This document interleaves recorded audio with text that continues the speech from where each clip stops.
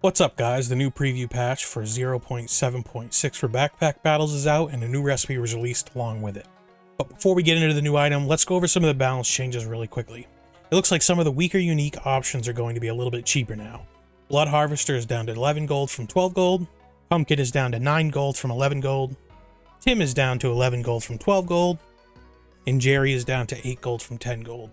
These items overall have normally been either very build specific or just been very difficult to use. The only item in that list that I will regularly pick up is Tim, as I feel like Tim is pretty much good on any build that you are going to be attacking with a weapon. I think making the items a little cheaper instead of buffing them is a good idea, since not every item needs to be really strong, and this includes uniques. This will also make them feel a little less risky to buy if your build doesn't specifically utilize the items.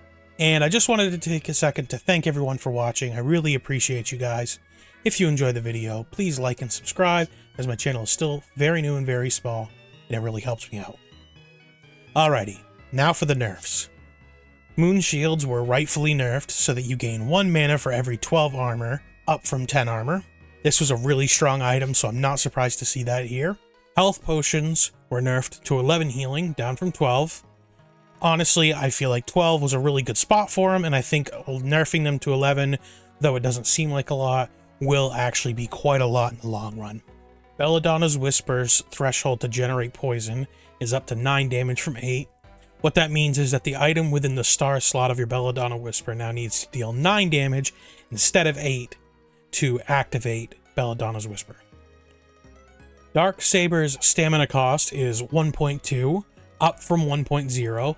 Now that's going to make sense in just a few seconds here when I get to the new item, and we'll get back to that in just a second.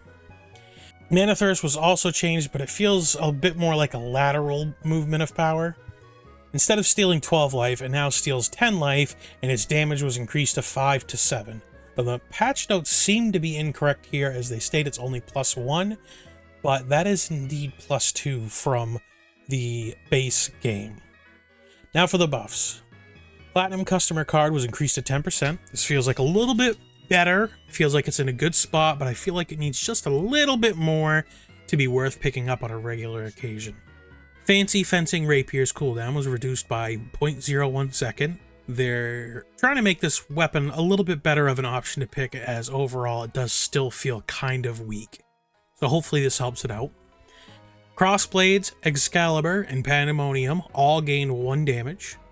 Ruby Chunk has gained 2 damage.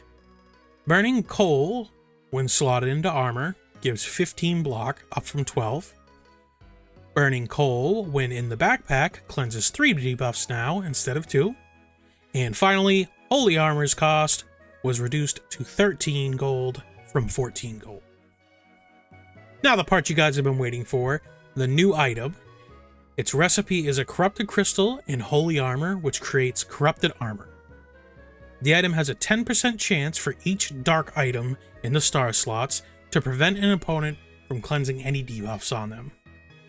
Adding to this, every 3 seconds you cleanse 2 debuffs and inflict them on your opponent.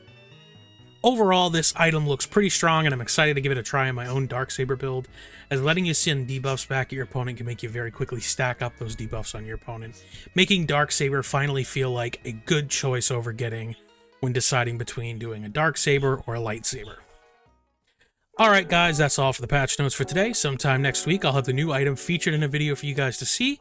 Other than that, thank you for watching, and I'm out of here. Take care.